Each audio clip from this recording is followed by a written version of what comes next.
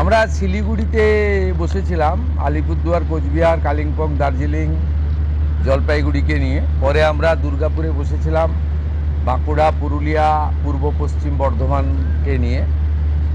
আজকে এখানে আমরা নদিয়া, উত্তর চব্বিশ পরগনা এবং হুগলিকে নিয়ে বসেছিলাম। অনুরূপ মিটিং আমাদের মালদাতে হবে, মালদা, মুর্শিদাবাদ, উত্তর এবং দক্ষিণ দিনাজপুরকে নিয়ে।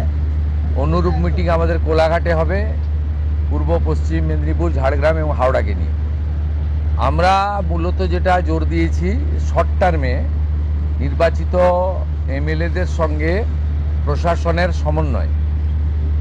একটা নতুন ব্যবস্থা চালু হয়েছে, যেখানে শাসকের আইন নয়, আইনের শাসন।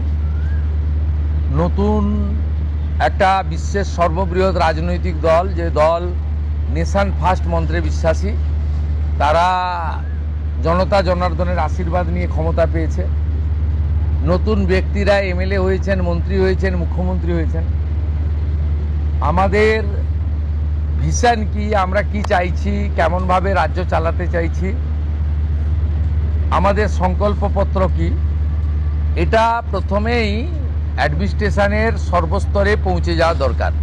সেই উদ্দেশ্য নিয়েই আমরা কিন্তু এই পরিক্রমাগুলো করছি। আপনারা এর আগে মিটিংগুলোতে দেখেছেন কত কোটি কোটি টাকা খরচ করা হয়েছে। এই কলকাতা থেকে কল্যাণী আসতে 1 ঘন্টা লাগে এখন জাতীয় সড়কের যুগে। সেখানেও হেলিকপ্টার ব্যবহার করা হয়েছে। এখানে কত রকমের খাওয়ারের ব্যবস্থা, নিশ্চয়ই সারাদিন আছে, দুপুরবেলা একটু খাবার দিতে হবে। এখানে কত গাড়ির মেলা, এখানে অফিসাররা গাড়ি শেয়ার করে এসেছেন। রাস্তা বন্ধ, 3 দিন ধরে দক্ষযজ্ঞ, 3 কোটি 4 কোটি টাকা করে এর আগে খরচ হয়েছে। আমরা এইগুলো আপনারা দেখছেন যে সাইলেন্টলি, চুপচাপ, যেটুকু ন্যূনতম না করলে নয়, সেই ব্যবস্থার মধ্য দিয়ে এই সরকার জনগণের কল্যাণ করতে চায়, নিজেদের বৈভব ক্ষমতা দেখাতে চায় না। সেই জন্যই আমরা করছি। মিটিং খুব ফ্রুটফুল হচ্ছে। আমরা এত ডাক পাইনি 5 বছর। আমি প্রথম দিন থেকেই বলেছিলাম প্রশাসনিক মিটিংয়ে আমরা সব এমএলএদের ডাকবো, আর বিশেষ বিশেষ এমপিদের ডাকবো। আজকে বিশেষ বিশেষ এমপিদের মধ্যে বারাসাতের এমপিকে আমরা বিশেষ বিশেষভাবে ডেকেছিলাম, এসছেন উনি। আর আমাদের দলের এমপিদের আমরা ডাকছি সব জায়গায়, কারণ আমাদের এমপিদেরকে বিডিওরা পর্যন্ত, ওসিরা পর্যন্ত তাদের ফোন ধরতেন না। এই সিস্টেম তো ঠিক না। আমরা এখানে বলেছি আইপিএস আইএসরা জানেন একটা পাবলিক রিপ্রেজেন্টেটিভকে কিভাবে রেসপেক্ট দিতে হয়।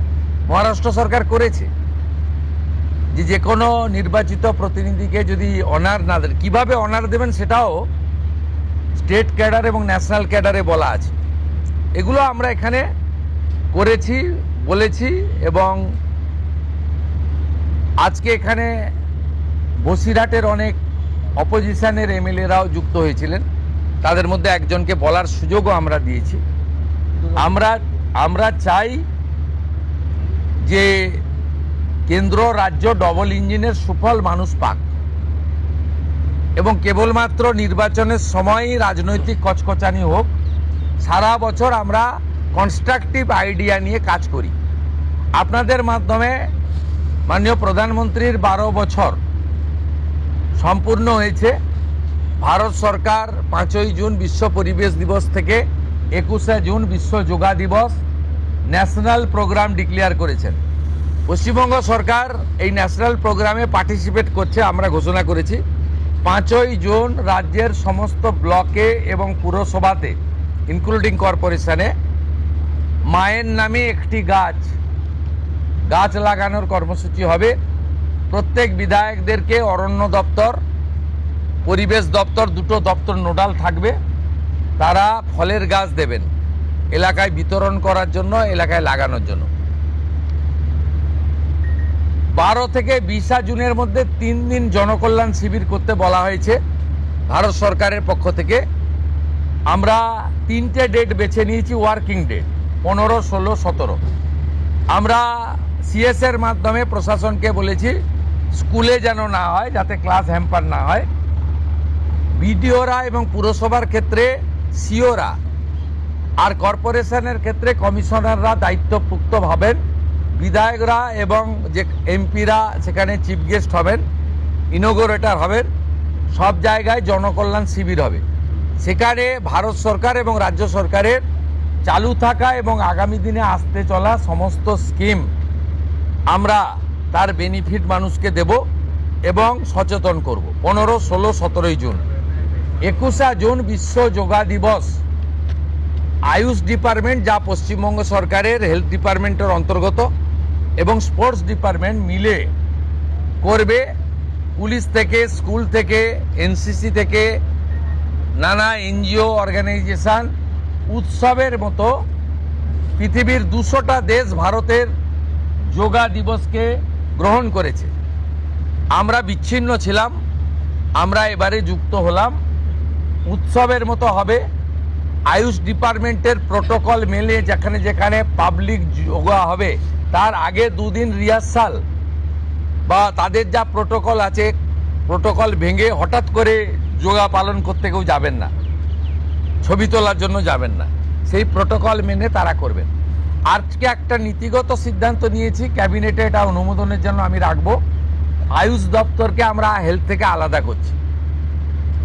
আমরা আয়ুষ মিনিস্ট্রি আলাদা করব এবং আয়ুষের ক্ষেত্রে আমরা একজন ভালো কম্পিটেন্ট অফিসারকে দায়িত্ব দেব করে আয়ুষের যে অপরচুনিটি রয়েছে গোটা দেশে, সেই অপরচুনিটিকে আমরা কাজে লাগাবো। আজকের সমন্বয় মিটিংয়ে প্রথম হচ্ছে কোঅর্ডিনেশনের কথা বলা হয়েছে, দ্বিতীয় বলা হয়েছে হেলথ সেক্টরকে প্রায়োরিটি দিতে, তৃতীয় বলা হয়েছে প্রি মনসুনের কাজকে প্রায়োরিটি দিতে, 4 বলা হয়েছে স্বাস্থ্যসাথীকে আয়ুষ্মান ভারতে কনভার্ট করা এবং লক্ষ্মীর ভাণ্ডারকে অন্নপূর্ণা যোজনায় কনভার্ট করার কাজ শুরু করা। আগামীকাল বিকেলে নবান্ন থেকে আমি এবং সংশ্লিষ্ট দপ্তরের মাননীয় মন্ত্রী, সিএস, এফএস এবং অন্য আধিকারিকদের উপস্থিতিতে অগ্নিমিত্রা পাল এবং আমি একটি ফর্ম পাবলিশ করব, যেই ফর্ম অন্নপূর্ণা যোজনায় ফিল আপ করতে হবে এবং আমরা কালকেই বিস্তারিত বলবো। কারণ এনরোলমেন্ট যখন যত তাড়াতাড়ি করবেন তত বেনিফিট আমরা দিতে পারবো। আমাদের অন্নপূর্ণা যোজনার প্রক্রিয়াটা শুরু হয়ে যাবে কাল থেকে। যেমন যেমন ফর্ম ফিল আপ হবে তেমন তেমন 3000 টাকা ট্রান্সফারও শুরু হয়ে যাবে। আর যতক্ষণ না 3000 টাকা ট্রান্সফার হচ্ছে, স্বাস্থ্যসাথী যেমন কন্টিনিউ রাখা হয়েছে আয়ুষ্মান ভারত কনভার্ট না হওয়া পর্যন্ত, এখানে আপনার লক্ষ্মী ভাণ্ডারকেও কন্টিনিউ করা হবে। বিস্তারিত কালকে আপনারা জানতে পারবেন, ফর্মের কপিও আপনারা কালকে পাবেন। অফলাইন অনলাইন অবশ্যই থাকবে, শুধু পাবলিকের উপরও ছেড়ে দেওয়া হবে না। বিধায়করা নিজ উদ্যোগে ফর্ম ফিল আপ করাবেন এবং সরকারও বিডিওদের নেতৃত্বে প্রত্যেক বাড়িতে বাড়িতে ফর্ম ফিল আপের জন্য সহযোগিতা করার জন্য লোক পাবেন। এবং মাথায় রাখতে হবে, ভারতীয়রাই কেবলমাত্র এই সুযোগ পাবেন, অভারতীয়রাই সুযোগ পাবেন না। ভারতবর্ষের সরকারের টাকা বাংলাদেশ থেকে আসা অবৈধ অনুপ্রবেশকারীদের দেওয়ার জন্য নয়, এটা খুব ক্রিস্টাল ক্লিয়ার। সরকারি বাসে আপাতত সব মহিলাদের আমাদের ফ্রি সুযোগ তারা পাচ্ছেন আগামী সপ্তাহ থেকে। তো আগেই ক্যাবিনেট অনুমোদন দিয়েছে, এটা কার্যকর হচ্ছে। কিন্তু আমরা এখনই সবাইকে, সব মহিলা বললে সুযোগ দিলে পরবর্তীকালে কিন্তু কার্ড করব। আমরা দেখেছি ডোমকলে বিগত সরকারের সময় পুরুষরা লক্ষ্মীর ভাণ্ডার পেয়েছেন। কেউ যদি মুখ মাথা চাপিয়ে রেখে শিলিগুড়ি থেকে এনবিএসটিসির ভলভো বাসে উঠলেন দীঘা আসবেন বলে, তিনি যদি বোরখা পরে চলে আসেন, তাহলে তাকে পুরুষ না মহিলা দেখার কোনো মেকানিজম বাসের ড্রাইভার কন্ট্রাক্টরের নেই। আপাতত চালু করলেও পরে আমরা মহিলাদের জন্য আলাদা ফ্রি কার্ড করে দেওয়ার ব্যবস্থা করব। আমরা প্রাথমিকভাবে আলোচনা করেছি এবং এটা আমরা কার্যকর করতে চলেছি। আমাদের মা ক্যান্টিন রয়েছে, সেই ক্যান্টিনগুলোতে 367টা, তাই তো অ্যাপ্রক্স 400-র কাছাকাছি সংখ্যা আপাতত এই থাকছে। সেখানে আমরা 2 দিন করে মাছ খাওয়াবো সপ্তাহে। 2 দিন করে মাছ খাওয়াবো, 5 টাকাতেই খাওয়াবো। এই কাজগুলো আমরা করছি। বাকি অন্যান্য বিষয়গুলো আছে, হবে। আমরা কয়েকটা প্রোগ্রাম পেয়েছি। সেটা হলো আগামী 30 তারিখে কেন্দ্রীয় আরবান এবং পাওয়ার মিনিস্টার আসছেন, অগ্নিমিত্রা পাল মহোদয়। তার প্রোগ্রাম পুরো অ্যাসিস্ট করছেন। আমিও একটা সময় নিশ্চয়ই কাটসি মিট করব। 4 তারিখে শিপিং মিনিস্টার আসছেন, শিপিং রিলেটেড মিটিং হবে। 6 তারিখে মাননীয় রেলমন্ত্রী আসছেন। আর 8 তারিখে দিল্লিতে স্বাস্থ্য দপ্তরের সঙ্গে পশ্চিমবঙ্গ সরকার আয়ুষ্মান ভারতের এগ্রিমেন্ট করবেন। এই প্রোগ্রামগুলো আপনাদের মাধ্যমে আমরা জানাতে চাই। আমাদের সরকার, আপনাদের সরকার আগামী সপ্তাহ থেকে মুখ্যমন্ত্রীকে বলা বন্ধ হয়ে যাচ্ছে।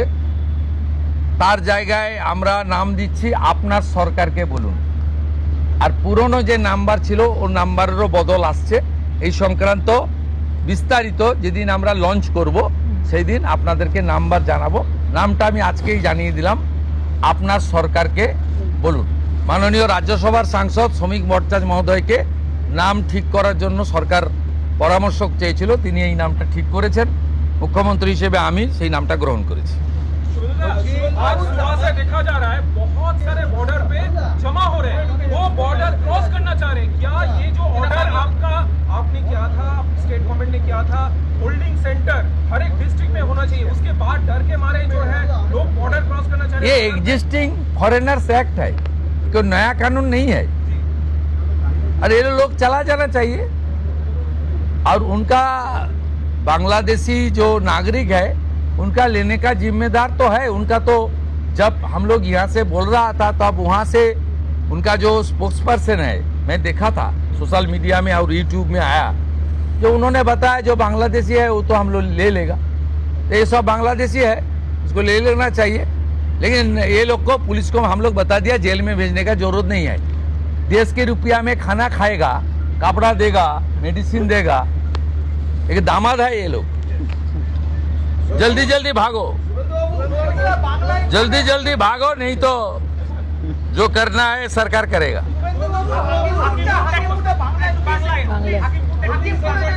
না না, আমি হাকিমপুর সম্পর্কে জানি না, আমি মিডিয়াতে দেখছিলাম।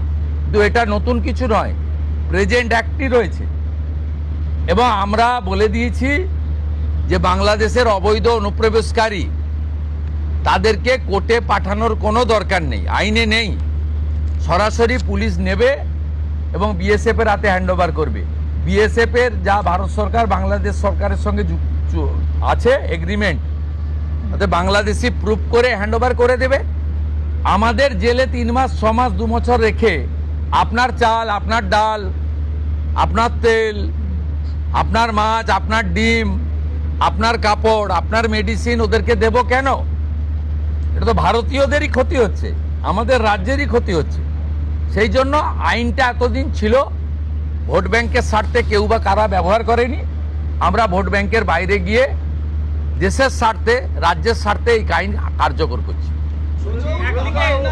আবেদন করেছেন যে যারা এতদিন অভিযুক্ত রয়েছেন তাদেরকে গ্রেফতার করার জন্য এসপির কাছে, পুনরায় কি তদন্ত শুরু করবেন? আমি আবেদন পাইনি। এসপির কাছে উনি আবেদন করেছেন। এসপি নিশ্চয়ই ডিজিকে পাঠাবেন, ডিজি আমার সঙ্গে পরামর্শ করবেন। আমি হোম মিনিস্টার হিসেবে নিশ্চয়ই, আমার তো আইনের শাসন প্রতিষ্ঠা করার জন্যই আমাকে আপনারা মুখ্যমন্ত্রী করেছেন। তা আইনের শাসনে তামান্নাও আইনের শাসন পাবেন। আমরা তো বলেছি শাসকের আইন চলবে না, আইনের শাসন চলবে।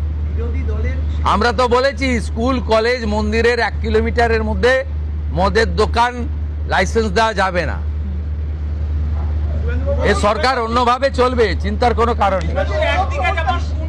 আমার সঙ্গে ভারত সরকারের মন্ত্রী জিতেন্দ্র সিং এর একটা মিটিং আছে 3:30টার সময়। এখন 2:30 বাজতে যায়, 1 ঘন্টা লাগবে যেতে। প্লিজ, সেটা হচ্ছে বিশেষ সাংসদ বিরোধীদের, তাদেরকে আপনি ডাকবেন এই বিশেষের যদি বলেন যে মানে যারা অনেকদিন পরে সত্য কথা বলছে তারাই বিশেষ সাংসদ।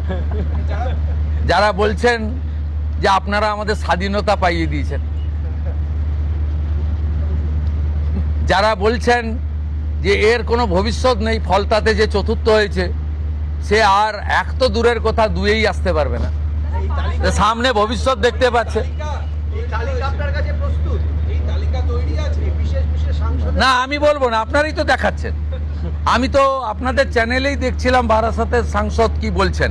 তারপরে সরকারকে বললাম যে উনাকে ডাকুন, উনি নিশ্চয়ই কোঅপারেশন করতে চান।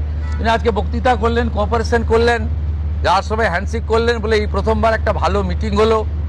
আমি এর আগে অনেক মিটিংয়ে যোগদান করেছি, বলতেই দেয় না।